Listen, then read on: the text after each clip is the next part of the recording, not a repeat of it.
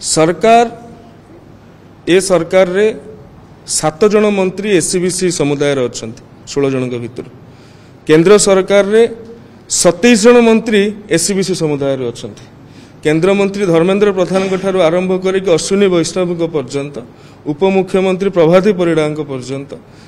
जो सर्वोच्च स्थान मानकरे बा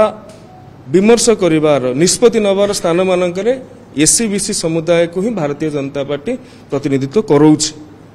तेणु जहाँ भी निष्पत्ति आसब शिक्षा ठू आरंभ करिकी चाकरी पर्यंत ये एससीबीसी समुदाय सकारात्मक ढंग रे ही आस। तेणु सरकार जो कैबिनेट मेमोरेंडम अच्छी ये हूँ एजुकेशनल शिक्षागत भाव में पछुआ किंतु दीर्घ दिन धरिकी मंडल कमिशन स्थापन है बेलू को एटा एजुकेशनल ही रही किंतु दीर्घ दिन धरिकी ताहा अनेक क्षेत्र में इकोनोमिकली भाव में व्यवहार करा जाउछि एवं वास्तव दृष्टि देखिए शिक्षा आउ चाकरी क्षेत्र जितेबाला ये समुदायटी एवं राजनीतिक क्षेत्र में समुदायटी पछेकी रोचे से धीरे धीरे अर्थनैतिक क्षेत्र में पछुआ परिणत होइछि।